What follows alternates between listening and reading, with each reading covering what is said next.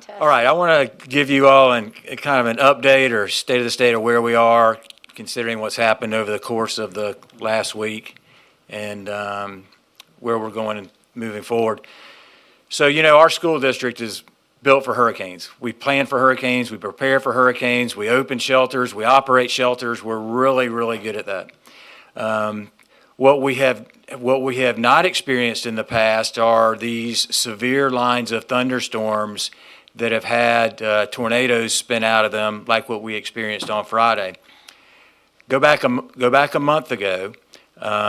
We were informed by local meteorologists that a strong line of storms was going to enter the Tallahassee and Leon County area between 7 a.m. and 9 a.m.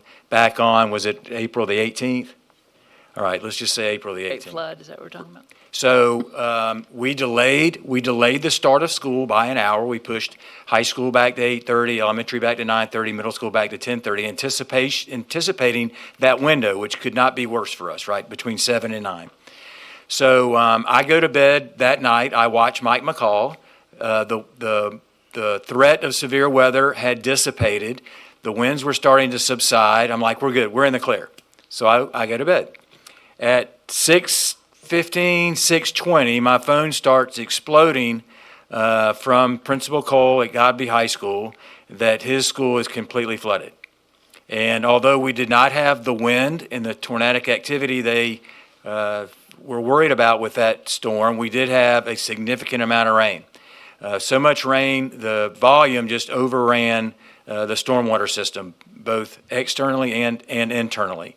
I've already met with the director of stormwater management from the city. We've hired an engineer to look internally at how we can mitigate that from happening again, or at least try to slow things down. And there were several contributing factors. One was just the amount of volume that was coming onto our campus from elsewhere, and then we couldn't get it off because the big ditch on Ocala Street where our water goes was already completely full. So we're examining and working on that. We got crews in. We turned that school around in 4 days. Kids only missed 2 days of school. By Monday, they were back in school. It wasn't perfect. The main office had to be relocated, but we got the kids back in. We made an insurance claim. In my 8 years as superintendent, we've never made an insurance claim. That's why we have insurance. So our $100, I wish it was $100. Our $100,000 deductible kicked in. We've made a claim. We've met several times at that site to talk about all the replacing of floor replacements, cabinet replacements, wall rebuilds, and those types of things. It's going to be between, it's estimated, a $3 and a $5 million project this summer. Fast forward to last Thursday. So last Thursday, I'm in the car with Chris and I are in the car, and we're coming back from some event, and get on a call with Chief Williams, and we had been in communication with meteorologists again about a similar setup that was going to happen Thursday night. We were advised by professionals, and this isn't pass the blame at all. I wouldn't want the job of a meteorologist. I just wouldn't. But we rely on that professional information to make decisions, to make informed decisions as to how to best protect our students and how to best keep our campuses open when there isn't the severe threat of danger. So at that time, we are told that there is a very, very, very slight risk. I mentioned again about delaying, the same tactic we used in April that worked, and was advised that that probably would not be necessary. Watch Mike McCall at 11:30. We were still slight area of risk. Go to bed. 6:45. My phone again explodes with the warnings and the alerts. I jump up, turn on Rob Nicotola. I call Chief Williams, who just happened to be out of town with Pedro presenting at a conference about our weapons detection dog and all of our school security enhancements. We get Kevin Peters from the Emergency Operations Center on the line. They didn't stand up the Emergency Operations Center. They were completely caught off guard. Once I talked to Chief Williams, I got off the phone with him. I immediately called Rod McQueen because at 6:45, we are in the process of dropping off hundreds of students, offloading our buses onto high school campuses. So I said, Rod, get Fred. get the kids off of the buses at the high schools, get them and the drivers into the hallways, into safety to go into our tornado warning protocol, and stop all operations immediately. Leave the buses there until you hear back from me. So they did. I get over here still trying to assess exactly what's happened. Now, I've been in this community my entire life, 60 years. From time to time, it's rare that we ever have a tornado. From time to time, however, we do. We'll have an FS1 or a small tornado touchdown. There's usually a little bit of damage somewhere in the community that's somewhat isolated. Some trees will be knocked down, and some power lines, but it's usually nothing too major. So once I realized that we have had tornadoes in the southern part of the county, I get Anisha Robinson to get the principals on the phone to see how bad it is. Many principals up in the northern part from I-10 north or from Tennessee Street north never lost power.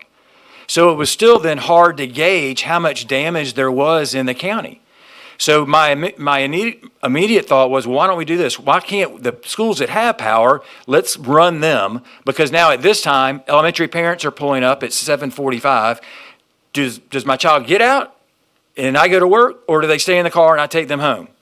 And that's how fast that had to happen. So I thought, well, the ones that have power, let's keep them operating. And then if we have ones without power, we'll shut those down.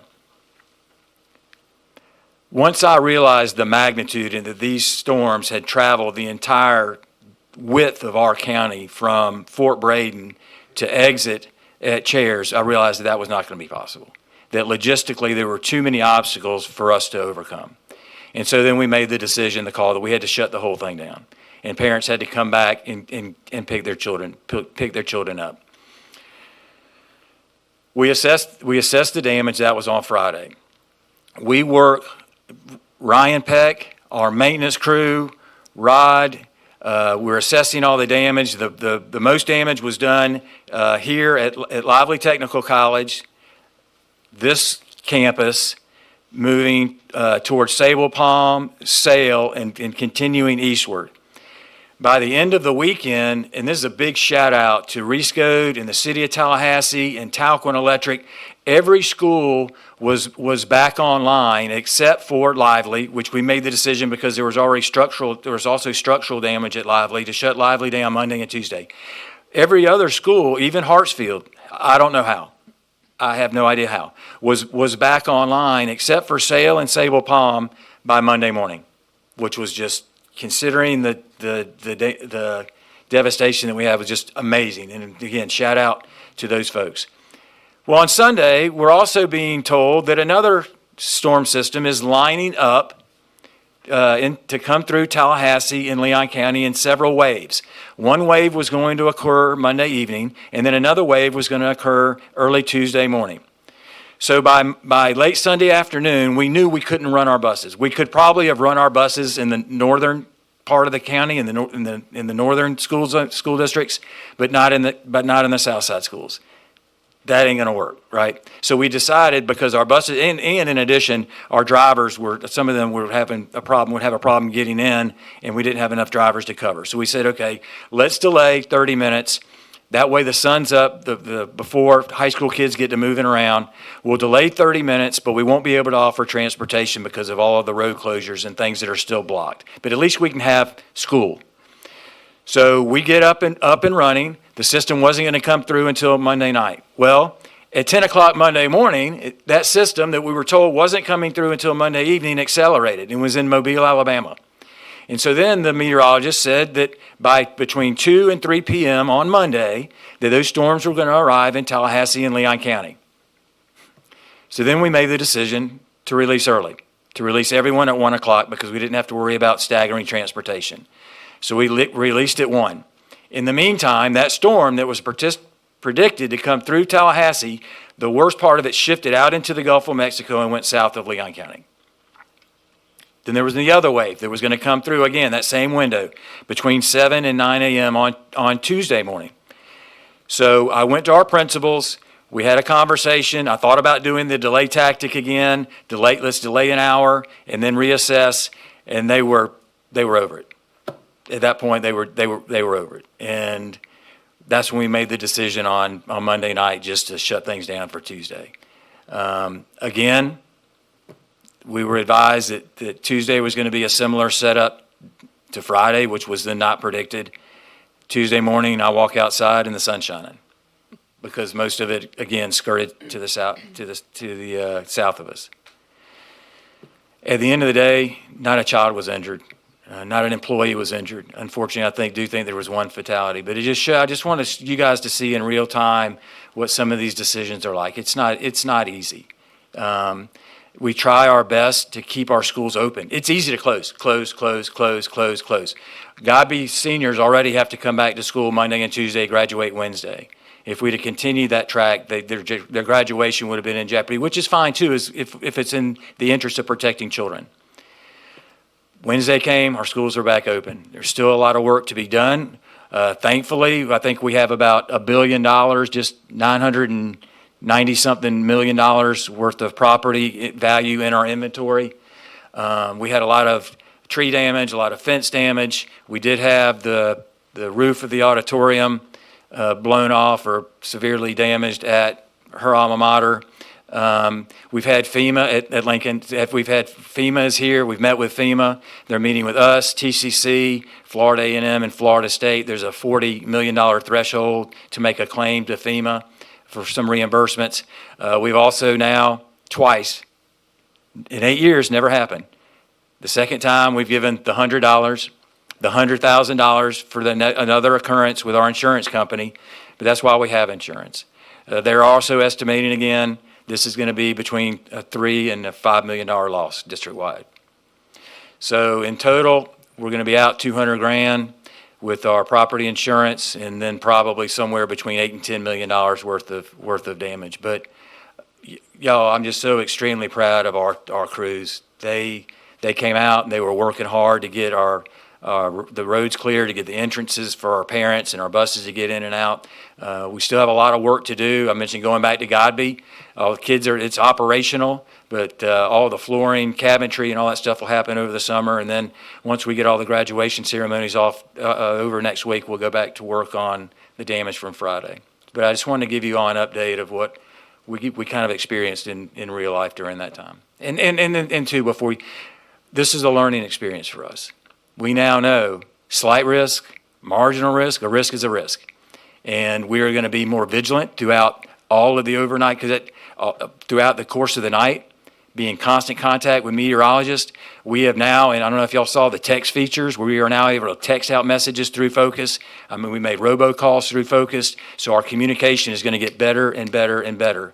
And we just have to become more vigilant and to ensure, especially over those night hours, as things change, that we're able to adapt and change at 3 a.m., 4 a.m., 5 a.m., before dark, before sunrise.